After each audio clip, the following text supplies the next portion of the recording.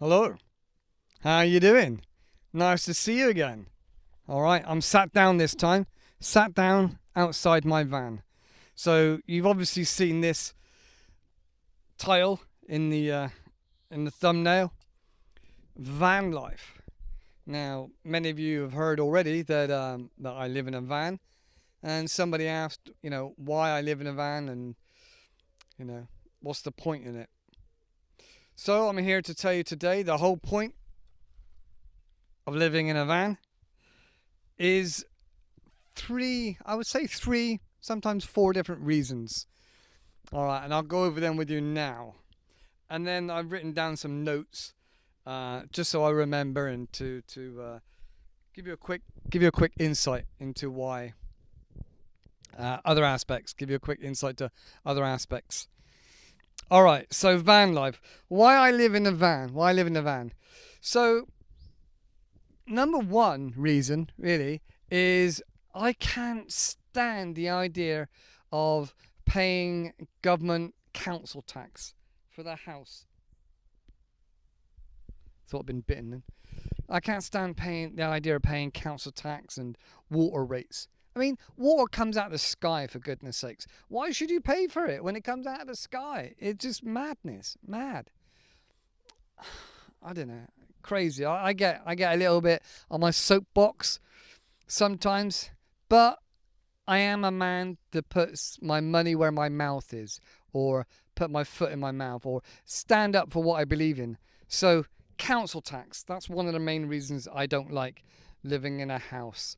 Number two, just the sheer amount of money it costs these days to just rent a room, or if you rent a flat, just renting in general is hyper expensive, in my opinion, compared to 50 years ago, when my granddad was paying rent and his wife was at home, and it's a completely different world back then in regards to inflation and how quantitative easing is just diluted our money. So we're just so those two reasons. And then there's the fact that if I live in a vehicle, I can just move it. If I don't like my neighbors, I can just move, drive off, go somewhere else. If I don't like this town, I can go to another town. It's so nice. And it might sound funny, but like if you like trains, you'll understand that actually living in a van, when it's windy and raining, you just feel more connected to nature and the world. You open the door and there's your back garden. There's the world. So, all right, I told you I'm looking at being in a bigger vehicle, but just the fact that you can move along, so you're not paying the bills that everybody else is having to pay. You're connected to nature. The government side of things, and putting my money where my mouth is. If I'm a man of principle, then I'm going to live by the sword and die by the sword. So I like being in a vehicle, actually. I actually quite like it. It feels more me. There was another aspect I was going to mention. Let's see if I can remember what it was. I've forgotten it now. Typical, isn't it? Typical. I've forgotten. Right. So living in a van, and then bigger vehicles for me, and the fact that you can take it down to Spain and Europe and drive wherever you want with it. It's just freedom. The freedom. That was the other point. The freedom, and that you feel like you're not in the 9 till 5 mentality and rat race. I can just drive off tomorrow and go work somewhere else. I can go to Europe tomorrow and I don't know, go and look at the Eiffel Tower. I can go where I want, when I want. I know people still have to earn money, and I'm able to save. If I want to work, I can work, and I can save up lots of money, and then I can go off traveling. Or I can spend it on the van, or I can spend it on makeup and hair products. Anything I choose. So living in a van for me is just so much freedom, really. And it also just gives me a lot of options. And that's the thing about money. Money, and as we talk about all the other videos about being responsible is about doing what's right for you. And if you're able to save some money, and then you can be free and you can travel and you can get out of that rat race, and maybe you can work out some passive income streams, then that just gives you the ability to have options and to live the life more in the way that you want to live the life. So that's my ethos. That's my kind of thought process into why I live in a vehicle, and it suits me right now. So that's why. Okay, other questions I'm sure you've got are: how do you go to the toilet? How do you shower? Can you cook? Do you have electricity? And the answer to that is yes. So I've had 4 or 5 different camper vans in the past. I renovate them myself. I'm not a carpenter. I'm not a tradesman. And they're all a little bit slapdash, if you might want to say, bodged or whatever. They're strong and they're safe. That's all that matters. So in this van and in some of my other vans, I often have a log burner.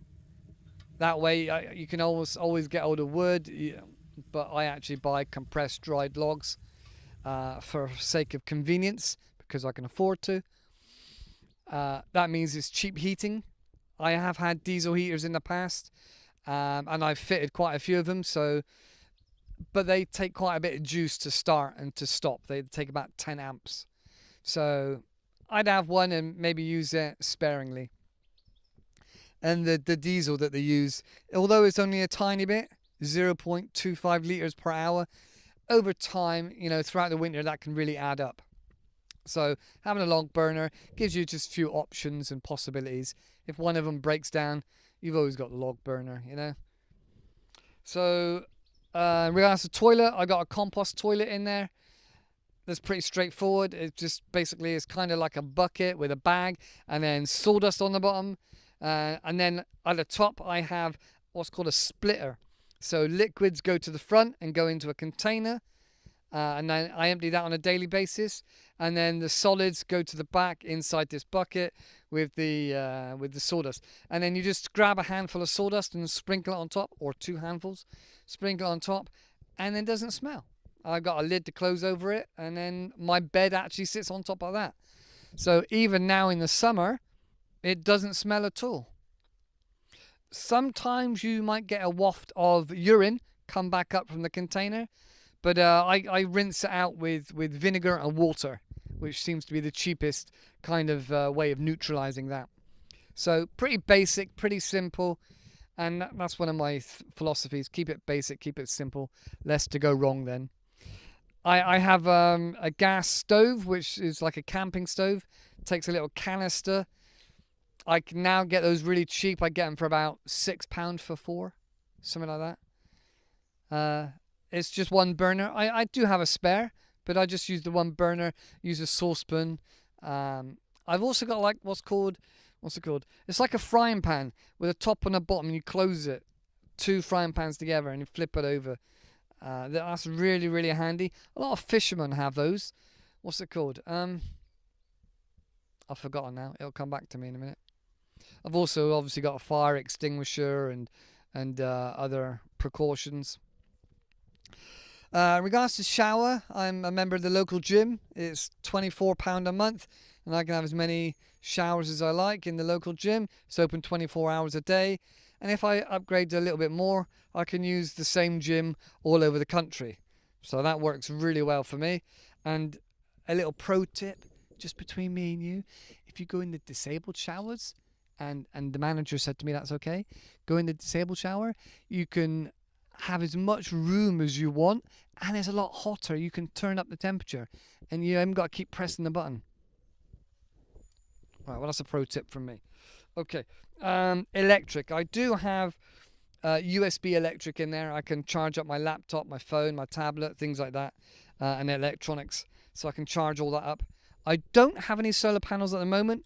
I might do in the future. In the UK, we don't have a huge amount of sunlight. But I will definitely look at that for the future. All right, I'm going to wrap it on, and I'm going to say it quickly because I want to keep this video as short as possible.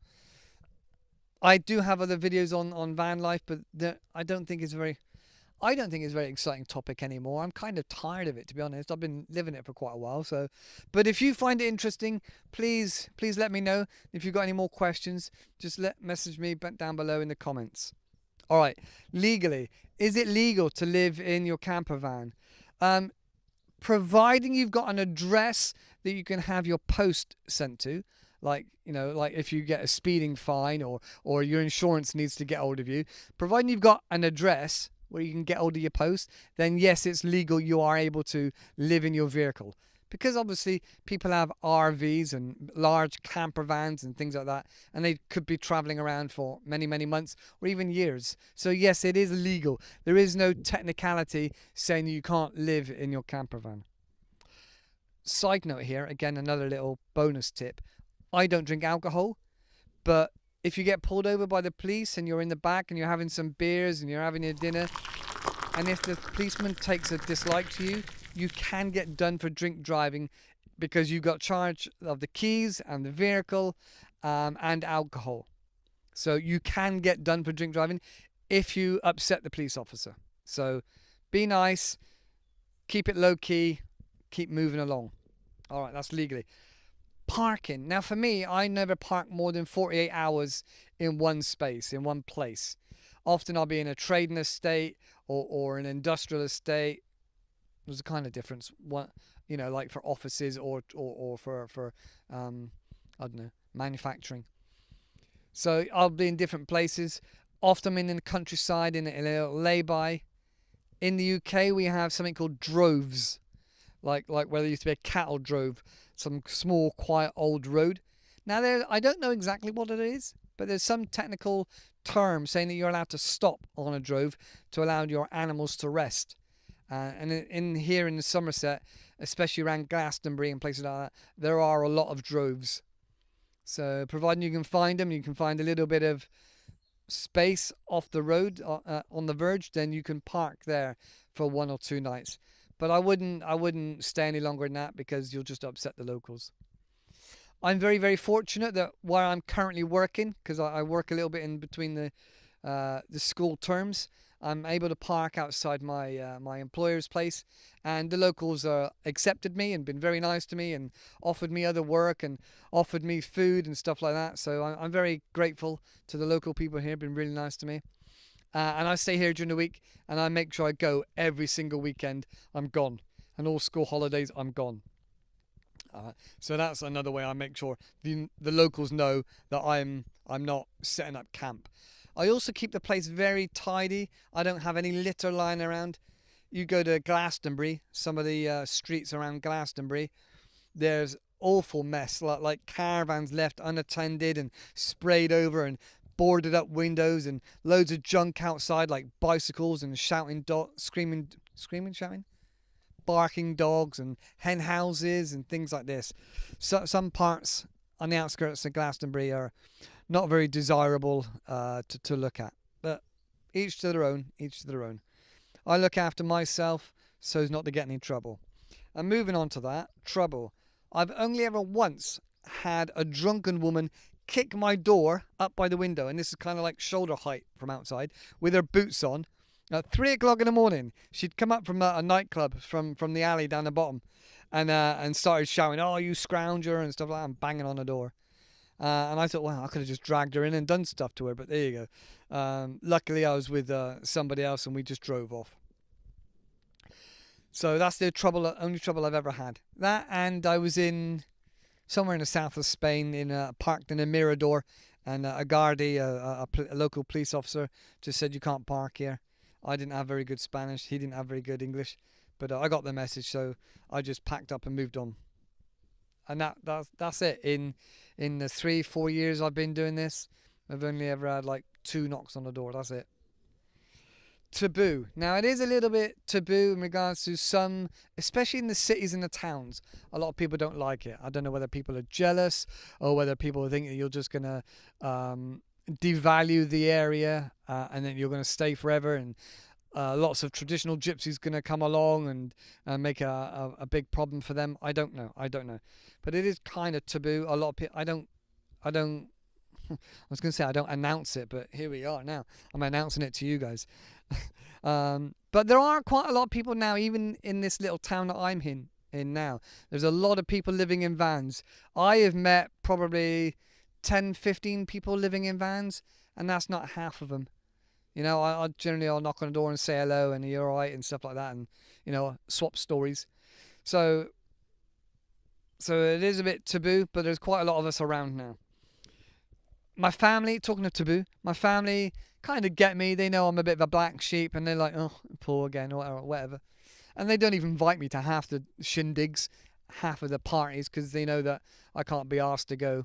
I don't get sucked into that kind of, I don't know, barbecue on a weekend just for the sake of getting drunk, you know? I got other things to do with my life. So that's kind of taboo.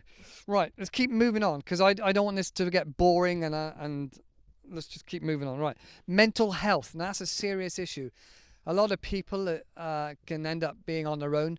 A lot of people that choose van life are often introverts. But even introverts can get quite lonely and feel withdrawn, especially with van life. So connecting with the community, connecting with other people, especially in smaller villages and towns, you can have some really good conversations. I always keep dog biscuits, and if I hear people around the van, I'll come out and I'll offer the dog a biscuit and stuff like that. Make conversation. You know, don't make myself a hermit, you know, and recluse. Try to engage a little bit so people know who I am. You know, they can put a face to me, and then, you know, it feels like I get a warmer reception when I come back.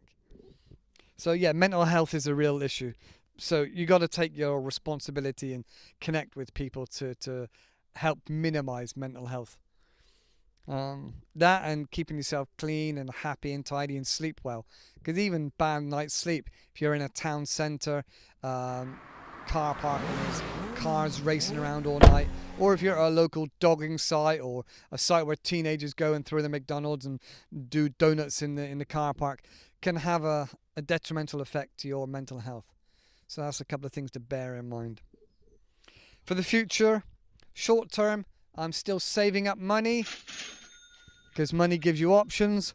Long term, I'm looking at getting a bigger vehicle, much bigger vehicle, something that's a little less that people look down on. You know, I mean, if I had enough money, I'd just go and buy a boat. But there we go.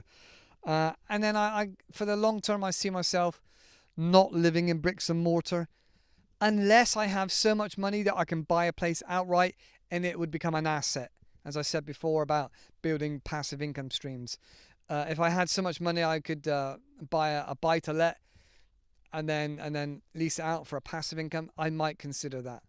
But the future is not to pay rent. I mean, if I can live in my van or even a bigger vehicle that I look at, why would I want to pay £600-800 a month just for a bed? Because that's basically what it is, isn't it? You come back home, you're paying for your car to take you to a job that you got to come back home and then sleep for a few hours to get up and then go back to work again. You know, it's an interesting concept, you know, just keep paying out money for a roof over your head. Anyway, all right, keeping it short. Countries. Been in lots of different countries. I really liked Germany. I really liked Spain and Portugal. I recommend if you want to go to different countries, get some of the books. Now, just preface this, in Germany, it's called Stellplatz, and that's like a parking space that you're allocated, that you're allowed to use for a short length of time. In Spain, as you probably know, called the 𝐟𝐨𝐫𝐿, and same in Portugal. And in France, you just generally use the town car park. And you can get a book, vicarious books or vacacious books, something like that, and they give you a picture of where you can empty your toilet, what the place looks like, what facilities they offer. I've been in Belgium and there's been a massive reservoir and a massive tower, so we walked around the reservoir, went up in the tower, there was free electricity and a sign saying no longer than 10 nights. So, oh my god, I stayed there the whole 10 nights. There was free electric and there was free Wi-Fi. And it was amazing. I stayed there the whole 10 nights. I was in Belgium. Another time in Belgium, I was there in the winter, and the water, quite often there's a tap somewhere, the water had been turned off because it froze up and they didn't want burst pipes, etc. And so I thought, oh, stuff now. Where am I going to get water? I need, it's desperate. I don't want to be buying it from a supermarket. So somebody said about findaspring.com. So we went on there and we found 3 springs nearby. So that was our water for the next few months. I always make sure I boil the water as well. If I get the water here locally from a tap, I generally boil it. So yeah, different countries are much more welcoming than the UK. Actually, they're more welcoming everywhere else but the UK. Now, I don't know if that's just taboo or whatever, but I'm still spending my money in that community, still buying fuel and food and stuff like that, and visiting stuff. So I don't know why they're so against it in this country, but there we go. That's another story. I'm not getting on my soapbox. Right. If you've got any questions about van life, how much it costs, where I park, security, safety, internet, or anything else that I haven't thought about, just message me in the comments and I'll do my best.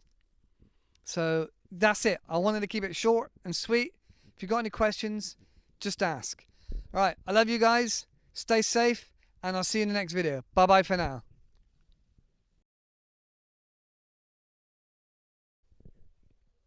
What? You're still here? Oh my goodness. You got nothing to watch on TV? You got no more videos to watch? You just want to listen to me? Oh, all right, okay. I don't know what to say really, but I do really enjoy this van life. I do like the freedom. I do like the money. Money is a big thing. Like I said before, it gives you opportunities. It gives you time to think and time to breathe, get closer to nature, get out and walk, getting out of that rat race. Living in a vehicle is one of the quickest and easiest ways to change that. Now, yes, I've had houses, I've had mortgages, I've had families and children, and it's not always the case for everybody. Yeah, if you're on board with it and your partner's on board with it. I've seen some families in big vehicles and vans all going out in the countryside and living and teaching from home, teaching from the van, and having a great connection with their family. So if you've got a family and you're struggling and maybe you're in debt, then have a think about it. It might suit you living in a bus. I've seen a lot of people live in buses with kids. It can work out really well. Might be for you, might work out well, might not. You might say, no, I don't want to do that. Okay. Are there other ways you can save money? What other things can you do? Cutting back on the Sky, cutting back on the Starbucks, cutting back on the KFC and the McDonald's. Having a smaller, older car.